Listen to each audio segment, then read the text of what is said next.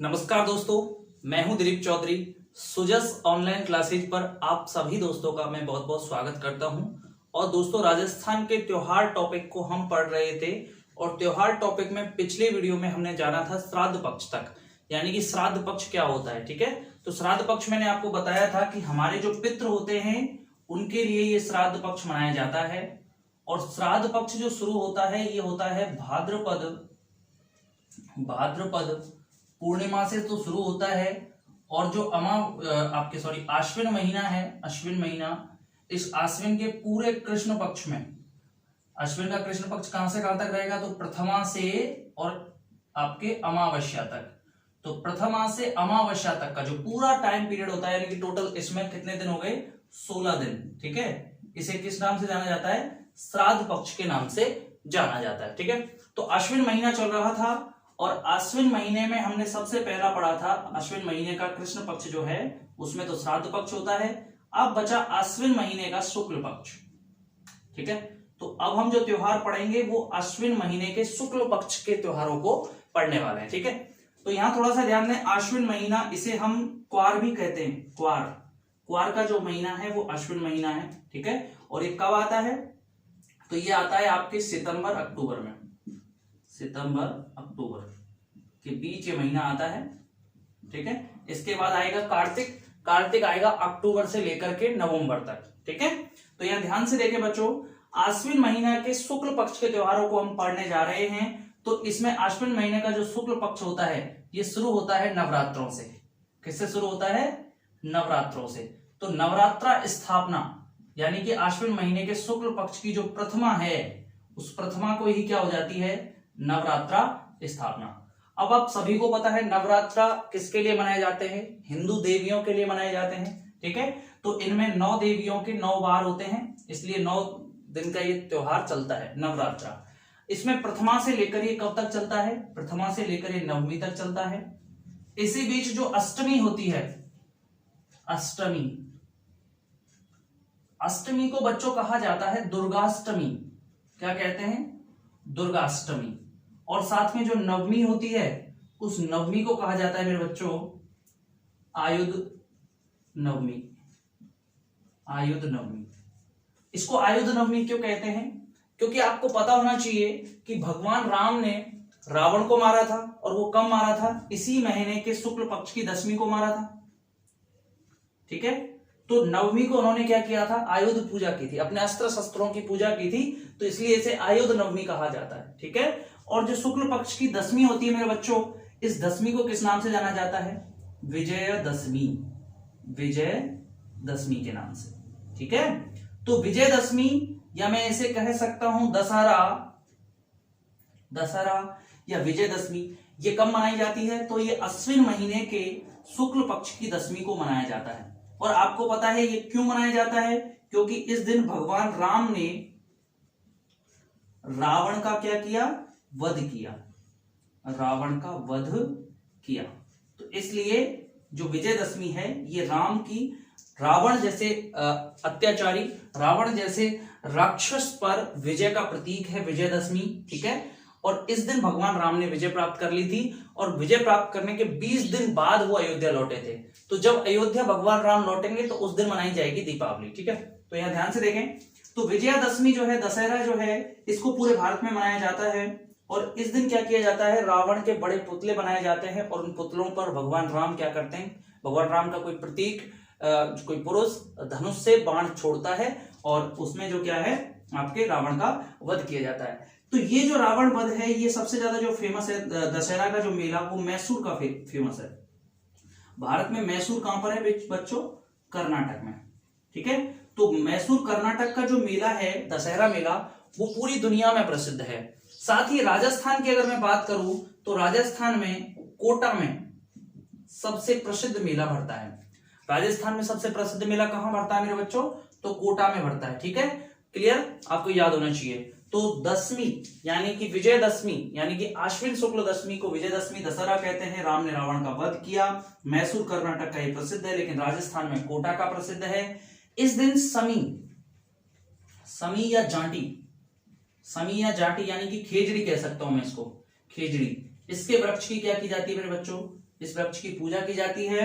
और इसी दशमी के दिन लीलटांस नामक जो पक्षी है, लीलटांस, इस पक्षी का दर्शन भी बहुत ही शुभ माना जाता है।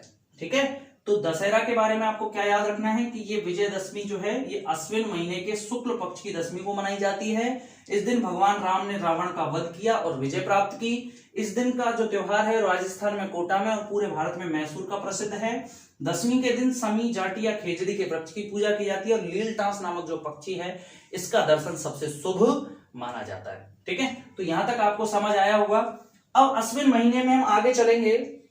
तो आश्विन महीने का जो आपके आश्विन महीने का हम शुक्ल पक्ष पढ़ रहे हैं।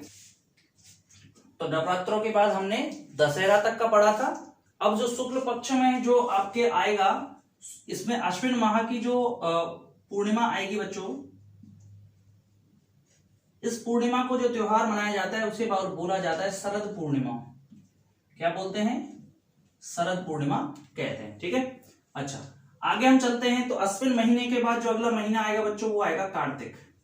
कौन सा महीना आएगा? कार्तिक का महीना। ठीक है, तो कार्तिक के महीने के कुछ प्रमुख त्योहारों को हम यहां पढ़ लेते हैं। देखिए, कार्तिक महीने में एक तो कृष्ण पक्ष होगा और दूसरा होगा शुक्ल पक्ष।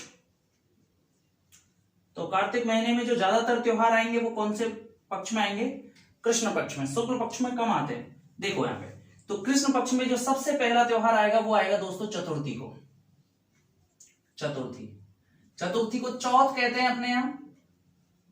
और जो आपके कार्तिक महीने की चौथ होती है ना, इसे बोला जाता है बच्चों करवा चौथ। क्या बोलते हैं? करवा चौथ। इस दिन जो पत्नी होती है वो अपने पति की लंबी उम्र के लिए क्या रखती है? व्रत रखती है। ठीक है, वो आपको सब पता है, ज्यादा मैं इसको डिस्क्रिप्शन नहीं दूंगा इसका, क्योंकि सब बच्चे जानते हैं करवा चौथ के बारे में बहुत अच्छे से। अच्छा, इसके बाद जो अष्टमी है, अष्टमी, इस अष्टमी को कहा जाता है अहोई अष्टमी। क्या कहते हैं? अहोई अष्टमी। ठीक है, अष्टमी अहोई अष्टमी हो गई। चौथ कौन सी हो गई? करवा चौथ हो गई। ठीक है, इसके साथ ही इसमें जो त्रयोदशी आएगी बच्चों, तो त्रयोदशी जो है इससे शुरू होगा पंच महोत्सव। क्या शुरू हो जाएगा? पंच महोत्सव। अब देखो, पंच महोत्सव का मतलब क्या है बच्चों? पंच महोत्सव का मतलब है कि यानी कि 5 दिन का महाउत्सव शुरू होता है। तो वो शुरू होता है त्रयोदशी से। त्रयोदशी को सबसे पहले जो आएगी उसे बोलते हैं धनतेरस। धन त्रयोदशी या धनतेरस।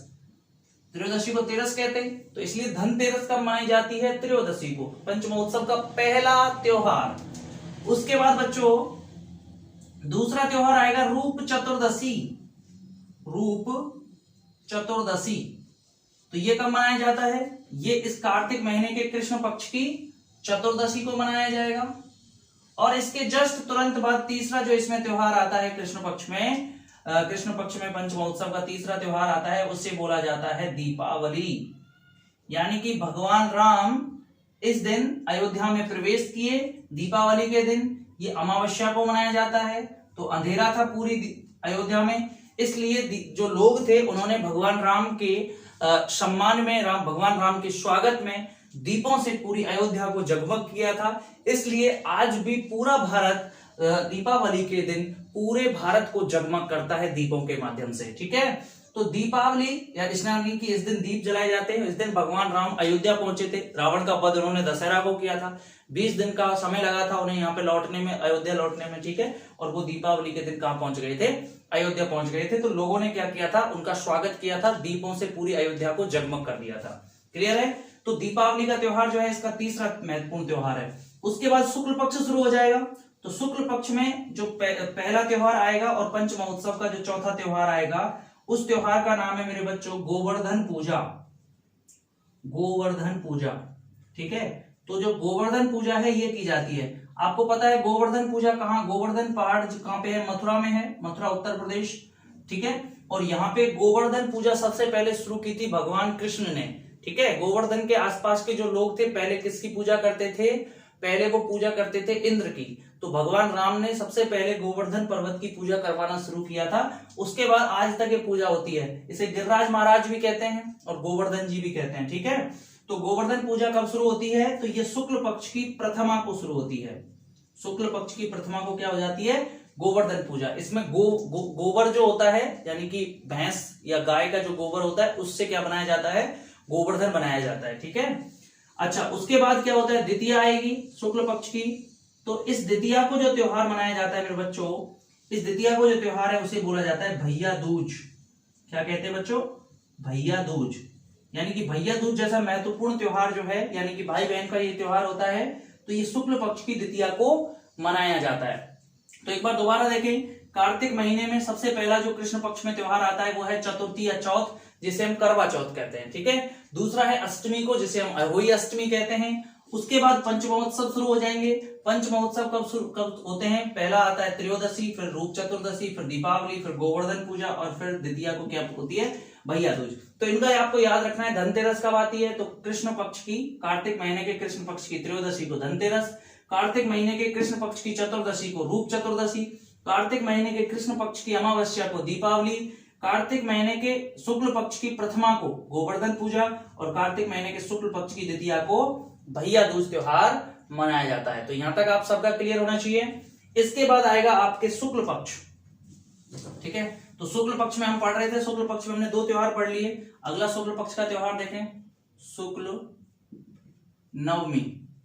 शुक्ल नवमी को जो त्योहार आता है इसे बोलते हैं अक्षय नवमी। अक्षय नवमी या आंवला नवमी, या क्या बोलते हैं बच्चों? आंवला नवमी। ठीक है। इसके बाद नवमी के बाद जो शुरू होता है वो आती है एकादशी। तो दीपावली के 11 दिवस बाद शुक्ल पक्ष में जो एकादशी आती है, इस दिन देवों का उत्थान माना जाता है, देवोत्थान दिवस।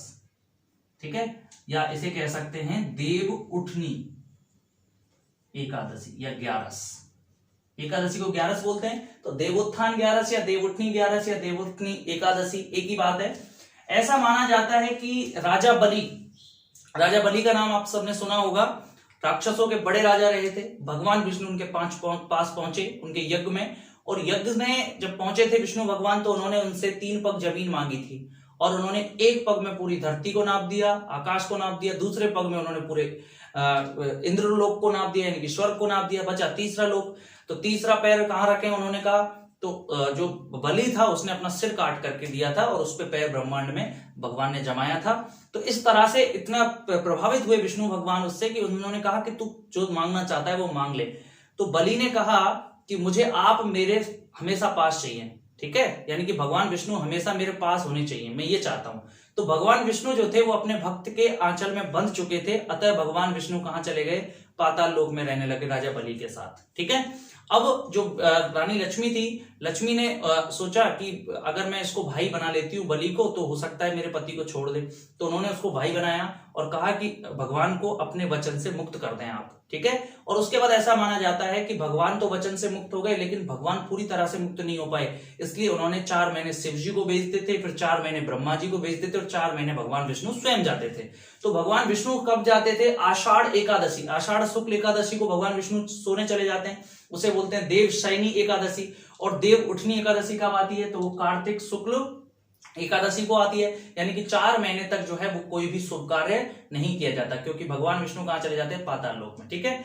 ऐसा माना जाता है कि इसी देवउठनी एकादशी के दिन जो आपके वृंदा थी, वृंदा विवाह, या मैं कह सकता हूं आपके तुलसी का विवाह जो हुआ था, तुलसी विवाह, ये कब हुआ था? ये इसी देवउठनी एकादशी को हुआ था। ठीक है। किसके साथ हुआ था? शालिग्राम के साथ।